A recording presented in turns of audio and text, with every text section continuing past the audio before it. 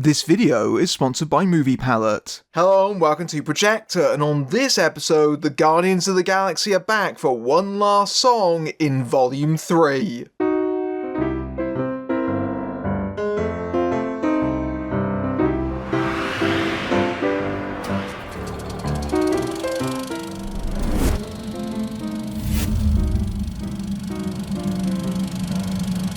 After an attack and attempted abduction by Adam Warlock, played by Will Poulter, a kill switch is activated in Rocket Raccoon, voiced by Bradley Cooper, leaving him in critical condition. Now, the Guardians of the Galaxy, Chris Pratt's Peter Quill, aka Star-Lord, Dave Bautista's Drax, Karen Gillan's Nebula, Vin Diesel's Groot, and Pom Clementine's Mantis, have only 48 hours to find a code that could save Rocket's life, with the aid of Zoe Saldana's Gamora, which will send them into a confrontation with Rocket's creator, the tyrannical High Evolutionary, played by Chakudi Awuji. It's been 6 years since the Guardians of the Galaxy last had a standalone feature. Volume 2 released all the way back in 2017, and in that time, a lot has happened. Of course, the big one is that writer-director James Gunn was temporarily fired by Marvel due to his past tweets. That meant that for a time, it wasn't actually certain if Gunn was going to be able to complete the trilogy of movies that he'd set out to make. Gunn largely took his firing in stride and with a great deal of maturity, and was actually hired by rival DC to make the Suicide Squad for them. Marvel then managed to convince Disney to actually rehire Gunn to make Guardians 3, but of course Gunn was already deep into production on Squad and thus had to make that first before returning to Guardians, hence the long gap. And now we know this is going to be James Gunn's farewell to the MCU, because now he's the head honcho of the rebooted DC films and is essentially rebuilding that from the ground up. So it's very likely the last time Gunn will be working for Marvel, as well as the fact that many of the cast working in the Guardians will probably be making their final appearances in the universe in this movie. But despite the long gap between films, the Guardians have rarely been off our screens because they keep popping up in the big crossover events. The Guardians were in the Infinity Saga, and just last year they popped up in Thor: Love and Thunder. Yeah, let's not really dwell upon that too much. Even so, it always felt like the writing for the characters in those events didn't quite match up to what Gunn did. His absence was very keenly felt. They always felt a bit off in terms of their characterization, of course most disastrously at the end of Infinity War, where Star-Lord effectively dooms the entire universe with his actions. So it's great to see Gunn finally returning to these characters, and believe me, this is a great farewell for everyone involved. Gunn establishes that Volume 3 is going to be the darkest entry right out of the gate with the opening title sequence, which is set to Radiohead's Creep. Whereas the previous films had their opening credits defined by big jubilant dance numbers, you think of Star-Lord boogieing away to himself at the beginning of the first film, or Volume 2, which had an action sequence come dance number, here Volume 3 is much more melancholic. The opening titles largely centre around Rocket walking around nowhere and reintroducing the Guardians, all of whom seem somehow lost and bereft, especially in the absence of Gamora. But there's also the fact that the lyrics of Creep resonate to Rocket's struggle and his self-loathing and hatred that we've long established for the character. But it also reframes this entry, because the central focus of this film is Rocket, not Peter, despite the fact that the character actually spends a great deal of the plot within it actually incapacitated. The movie effectively plays out in parallel. You have the storyline with the Guardians trying to save Rocket, and then you get the flashbacks into Rocket's past, which have always been hinted at, but now we finally get to see on screen, and it's very dark and bleak. The movie deals with the heavy subject matter of animal experimentation, and so Rocket's backstory consists of a lot of abuse and torture, and it's genuinely quite distressing and difficult to watch. If Superman back in the 70s made you believe that a man can fly, Well, in this case, you'll certainly believe that a raccoon can make you cry. Even though much of the process is largely implied, you still get a strong sense of horror and anguish at Rocket's creation, being forcibly transformed into this anthropomorphic animal that at first can barely even process its own existence, and then has to live with the trauma of it, of being this product of cruelty made by a vicious creator. It's absolutely pitch black stuff at times. The young Rocket, his very first words are him barely managing to mutter, "pain." It's absolutely devastating, and yet, even in this, Gunn manages to find some light, manages to find some relief, and Rocket does in his fellow anthropomorphized animals, his fellow experimentees. Linda Cardellini, in particular, voices Lila, an otter. This isn't the first time that Cardellini has appeared in the MCU. She previously appeared as Hawkeye's wife in several other movies, but her role, crucially, adds a little bit of levity to these moments in the movie, and it's a really excellent performance from her. It's notable how much the film relies upon these entirely CGI characters to sell big emotional scenes that are absolutely crucial to the narrative, and that's a credit to the animators for making these characters so well realised and so expressive, but also to the voice performances as well. You've got Sean Gunn as the younger version of Rocket, his voice pitched up slightly. You've got the aforementioned Cardellini. Comedian Asim Chowdhury voices a walrus named Tease, and you've got a rabbit named Floor voiced by Michaela Hoover. And the dynamic between these characters is totally heartbreaking because you know that it's not going to end well. You know that this is going to end tragically, but like Rocket, you're trying to find hope in a desperate place, and certainly it doesn't stop the emotional impact of when that inevitable thing happens. But lest we get too heavy, Gunn is an expert at marshalling the tone. He's always done this in the Guardians movies. They've always been a mix of humour and genuine pathos and emotion, but perhaps this is the finest tightrope he's ever had to walk, because Rocket's storyline could have very easily overwhelmed the movie, but instead Gunn parcels it out over the course of the running time, and instead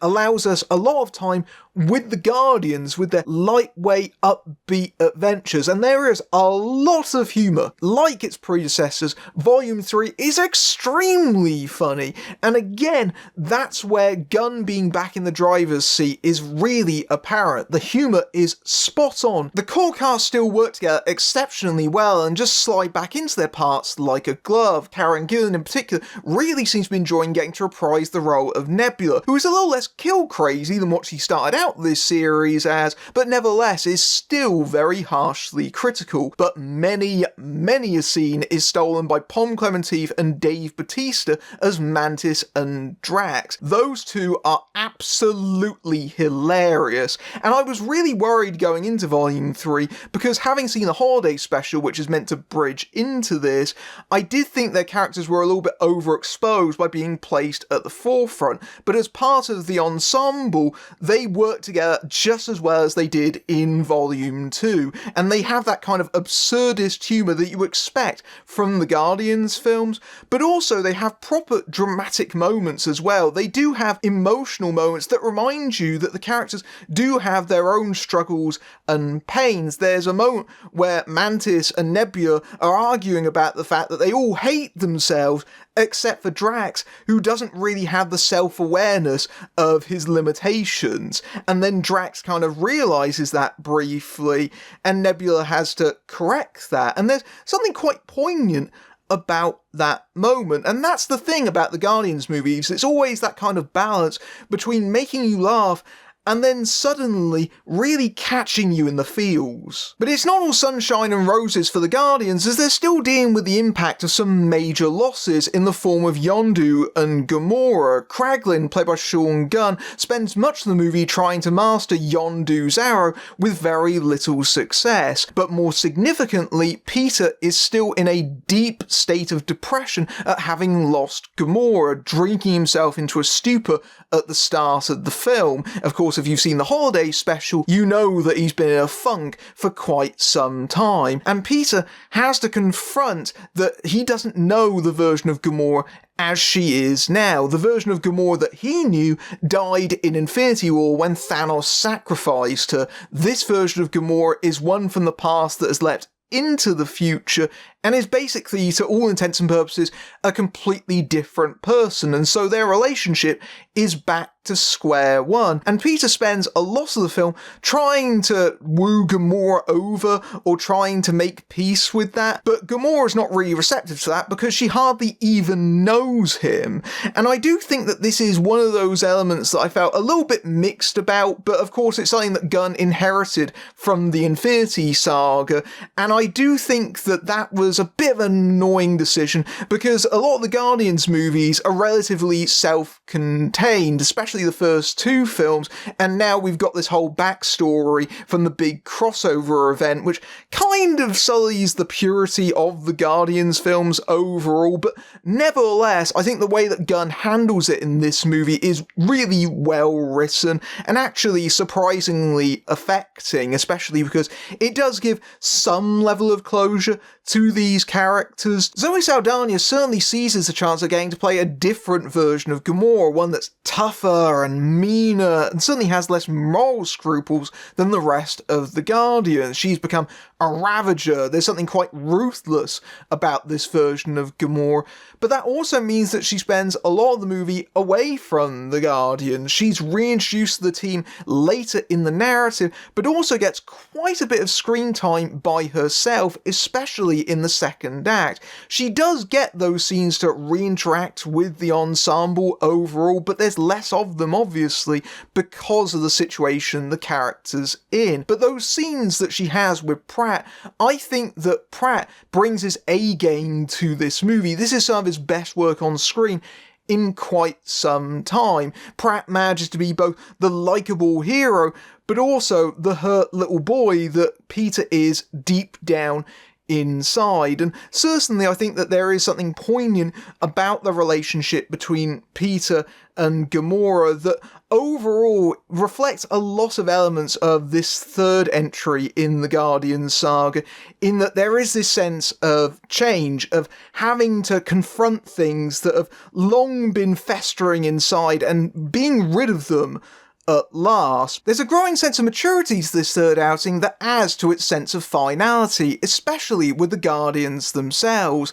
They were all misfits that were drawn together by circumstance and became a family, in the same way that Rocket's cellmate became his in his early life, and they supported one another and improved one another, and they became heroes together. But now they have changed so much that inevitably they are going to start drifting apart because they aren't the people they once were, and some things they do have to confront by themselves. And we've all had those friendships that were so massive parts of our lives that inevitably circumstances changed and those people aren't in our lives anymore, and that's just a part of life, and that's what the Guardians are going through. That those connections, they're not permanent. They will always be a part of us, but they won't always be together with us, necessarily. When it comes to the film's villain, Chikuji Iwuji, re-teamed with Gunn after Peacemaker, is absolutely fantastic as the High Evolutionary. He's perhaps the most hissable, despicable villain to come along in many a year.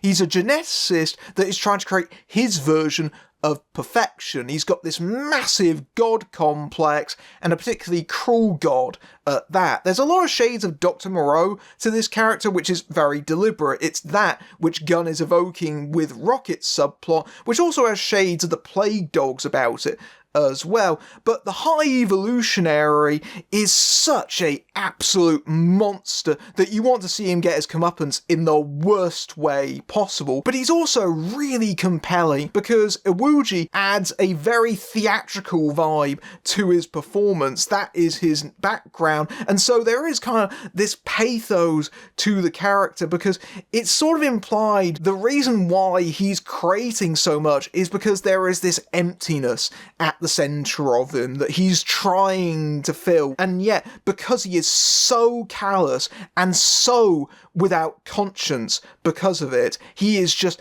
absolutely unhappy with everything that he makes. And I feel like that is why he centres so much on Rocket over the course of the narrative. He becomes obsessed with trying to reclaim his creation, largely because it outsmarts him. Rocket manages to best him on several occasions, and he can't understand why. He is his creator. He should be his superior. How can something that he made be somehow smarter than him? It eats away at him, and Iwuji, over the course of the film, becomes more unhinged and starts chewing on more and more of the scenery, and the High Evolutionary is a really great villain. Iwuji just absolutely knocks it out of the park. He's a character that is so completely despicable and yet so absolutely watchable. Also new in this movie is Adam Warlock, a major character from the comic books, making his MCU debut, played by Will Poulter. And I feel like his presence in this movie is going to be one of its most divisive elements, especially to those who are loyal to the comic books, because this isn't necessarily.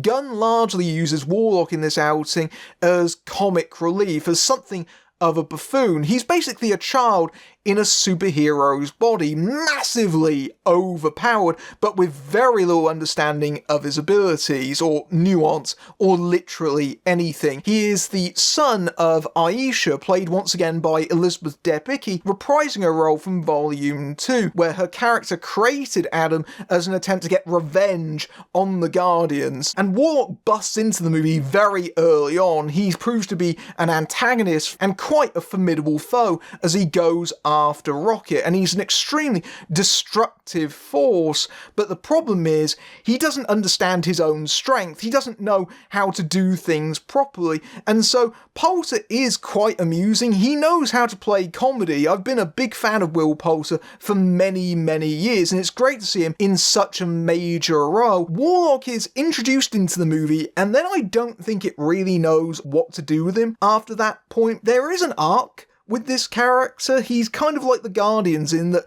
he has to find his own moral compass over the course of the story in the same way that they have, but it does feel like his arc is kind of separated out from the rest of the narrative. It feels like the element that you could have very easily lost if you wanted to, and I do feel like Guardians 3, like the second film, does have something of a problem in that it has so many plot lines, and it's trying to do a lot of stuff that it does become a little bit messy and a little bit scrappy at spots. Even with a 2.5 hour running time, it does feel like Gunn is struggling to fit in everything that he wanted to, and so I do think the character has a place in the narrative ultimately, but largely the character has a beginning and an end, and kind of a bit of a fuzz in the middle. When it comes to the action, the film certainly delivers. The big set-piece moments are handled with gusto. I especially think of the sequence on the Orgosphere, which is an organic space station, which is really quite gross, the way that it has this kind of skin-like texture, and the Guardians have to cut themselves into it, and they're wearing these quite colourful spacesuits. It's a really strikingly staged sequence that goes on for quite some time as they invade, and then they have to deal with the Orgo sentries, led by Nathan Fillion. Of course, Gunn bringing another one of his regulars to the party, of which there are plenty of. Sylvester Stallone very briefly reprises his role once again from Volume 2, but that sequence is really colourful and a lot of fun and very enjoyable. Another action set piece that definitely steals the show is an extended hallway set piece that is very evocative of what used to turn up in the Marvel Netflix shows. Oh, sorry, I don't think we're meant to say that anymore. They never made any Marvel shows before Disney Plus, ever. It's especially pumping because it's all set to No Sleep Till Brooklyn. As per usual with a Guardians of the Galaxy movie, this has a terrific soundtrack, admittedly one that's probably a little bit more diverse than the first two movies, because it incorporates tracks from later eras like the 90s and the noughties, as well, but it's particularly effective in this sequence where it's a long continuous shot showing the teamwork of the Guardians in very satisfying fashion. Gunn definitely leaves his stamp over the material, even more so in the first two movies, especially because you get to see more of his horror background creep in as well. I feel like Gunn kind of restrained himself somewhat on the first two Guardians movies because they're PG-13 ratings, but then he got to cut himself loose on the Suicide Squad with its hard R rating. And it's like Gunn has kind of got the bloodlust back a little bit, so you kind of see that in Volume 3 as well. Gunn has come back and has gone, you know what? I'm pushing that PG-13 as hard as I possibly can, and boy does he. There are moments in Volume 3 that are really squishy, sometimes really quite disgusting at points, particularly at the very end of the movie. There's one major reveal that is straight up out of a horror film, so if you've got little ones, this might have to wait. This is a much harder movie than the first two Guardians films, but it is emphatically James Gunn's movie. Guardians of the Galaxy Volume 3 is a great conclusion to the trilogy, easily on par with its predecessors. It feels like everyone involved with this movie was giving it their all, which is a great thing to say, especially about an MCU movie, which in recent times have felt very assembly line, more concerned with setting up plot points for the future than making satisfying entries in their own right. Huge misfires like Quantumania were missing what this film has in spades, and that's heart. It has the action and the humour that you expect from a Marvel film, but also plenty of emotion as well. I expect a lot of viewers to get genuinely misty-eyed at this movie, especially because we've grown so attached to these characters, and this is the send-off that they deserve. You've probably seen this swish thing in the background of the entire video. This is a movie palette. It takes the colour tone of an entire movie and turns it into this artwork. So each of these lines represents a scene or sequences from the entire movie. In this case, this is Terminator 2 Judgment Day. And if you would like a movie palette of your own, then you can go to moviepalette.com and use the code FILMBRAIN15 to get 15% off your order. And thanks again to Movie Palette for sponsoring this video. If you like this video and you want to support my work, you can give me a tip at my Ko-fi page, or my YouTube Super Thanks feature, which is right below the video. Or you can buy some of my merch from my TeePublic page, or you can join my frickin' Patreon, where you can see my videos early among other perks, including access to my Discord server, or you can simply like, share and subscribe. Those all help as well. Until next time, I'm Matthew Buck, fading out.